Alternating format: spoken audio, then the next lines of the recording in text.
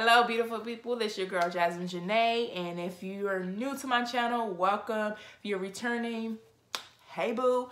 Okay, so I want to share something that I feel like is very helpful for me. And I feel like it could be very helpful for someone else. So hopefully someone takes something from this. If you do, comment below, let me know. And if you have anything to add to it, definitely let your girl know. Okay, so we're going to jump right in there, right? Okay. Self-care. Oh my God. 2018, I really learned just how important self-care is. 2018, I finally decided to start going to therapy. I did 6 sessions and I stopped, but I didn't stop with the intentions of not going back. I just stopped because with my job, I got 6 free sessions. And even though my insurance would cover it or whatever, I was doing well in therapy. Even my therapist was like, well, you're doing pretty good. So I didn't feel like I needed to go as often, but I do feel like I am gonna go back eventually sometimes this year. But anyways, let's get to self-care and things that I learned within therapy, and then just within things I went through in the last few years or whatever, and something I learned. For one, it's very important to take care of self. Sometimes when we think of taking care of ourselves, some people like to try to make you feel as if you're being selfish. No, that's the #1 lie people tell us, and we actually tell ourselves as being taking care of self first is being selfish.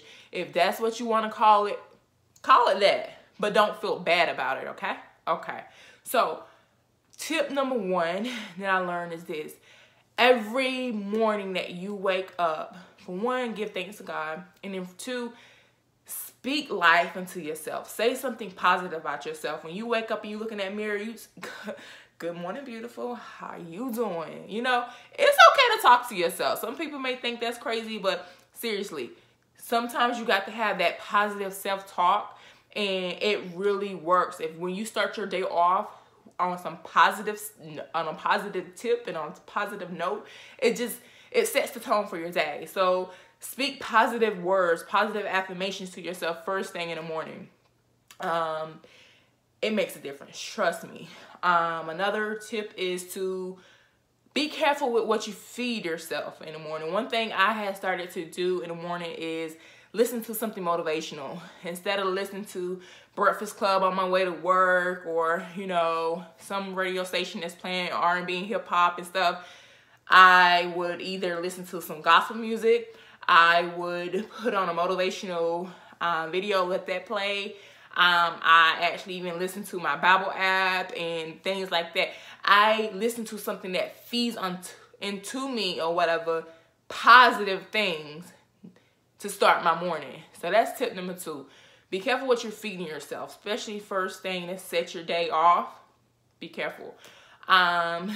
Tip #3 is it's okay to say no. No. No can be like one of your favorite words, boo. I feel like a lot of times we overwhelm ourselves with things, other people's problems, and we be going through so much, and we take on other people's stuff because we can't say no. You struggling financially, or you don't really got it like that, but somebody come ask you for some money, and it's like, dang, I don't want to say no because I don't want to feel bad. It's okay to say no. Somebody wants you to do something, but you really don't want to do it. It's okay to say no. Like, stop feeling bad for saying no. I had to learn that for myself. If you can't say no, I don't want to say ignore them. That's not a good tip. But it's okay to say no. Like, if you can't flat out say no, say, hey, no, I'm not able to do that at this time. I apologize. And keep it moving. If they can't understand that, one thing I've learned is that's their problem, not yours. Which goes into tip #4. Stop making other people's problems your problem. Stop caring about what other people think of you.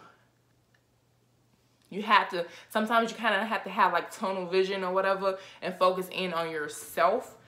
What other people think about you is their problem, not yours, okay? So what was that? Tip number 4. Tip number 5. What would I say tip number 5 would be?